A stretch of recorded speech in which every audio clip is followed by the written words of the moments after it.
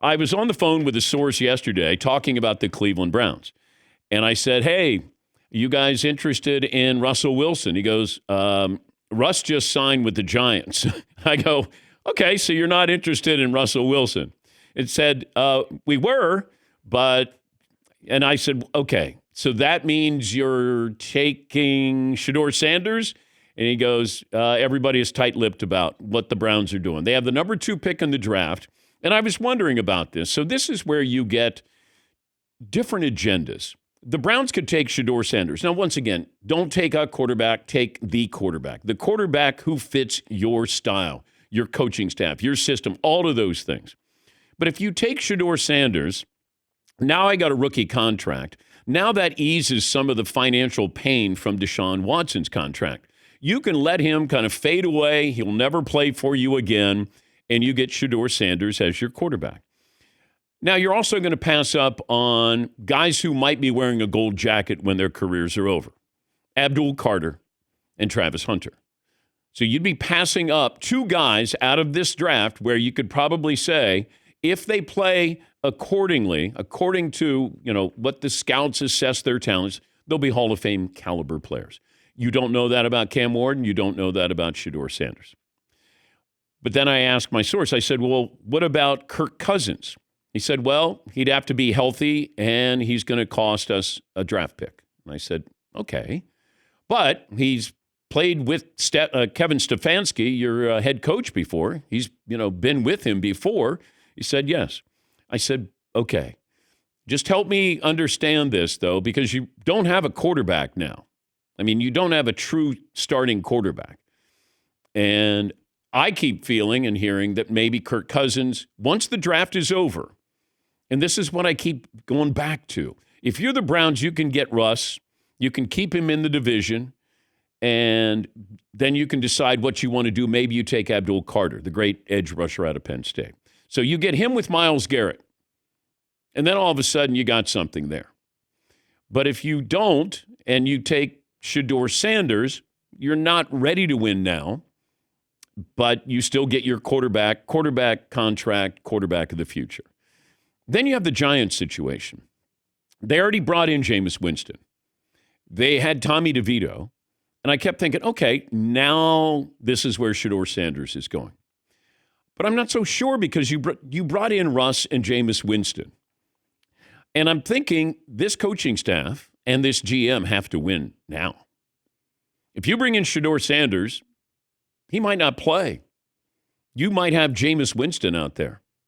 If you didn't bring in Russ, that feels like, they're probably on an 8 or 9 game schedule, this coaching staff and GM. Like they have to be able to win. Now, they might not like Shedeur Sanders.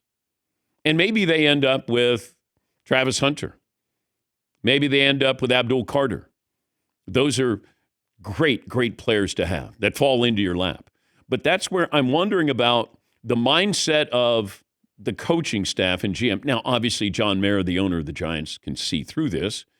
Who's the best guy to take who helps us? Big picture, not necessarily right now. Because you're not right now, not in that division.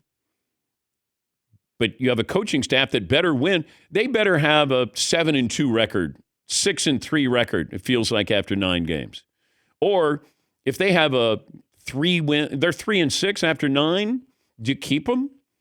And I think their time frame is we got to get somebody who can help us win now. Jameis Winston, Russell Wilson, 1-year deals, no real long-term commitments there. We're good. Maybe we don't like the other quarterback or other quarterbacks in the draft. Maybe we try to get Jackson Dart a little later on. Maybe Jalen Milroe out of Alabama. So I was all over my source, just trying to get some kind of information on what's going on with Cleveland. And I couldn't get it. Didn't know if they were sold on Shedeur. I didn't know if that's the place that he went to and he interviewed and the quarterback's coach thought he was arrogant. Because does Dion want his son to go to the Cleveland Browns? And I wondered about that as well. I keep thinking New York because it feels like Shedeur, if he goes to New York, he already walks in. He's got a really good wide receiver there, and he's built for this. Like, of all of the players, if you're built for the media capital, if you're built for a spotlight, it would be Shedeur Sanders. His dad welcomed the spotlight. Shedeur seems to welcome the spotlight as well. And doesn't always work out. I go back with baseball, and I remember Greg Maddux didn't want to play in New York. Remember Ed Whitson, pitcher? He wanted out in New York. Zach Wilson, New York felt too big for him. Eli Manning was ready for it. His personality made him ready for New York. Aaron Rodgers, he welcomed it. It just his Achilles didn't. And even then, there was still thought that maybe he would end up with the Giants because he didn't want to leave New York. He loved going to the Rangers games, getting standing ovation, going to the Knicks games.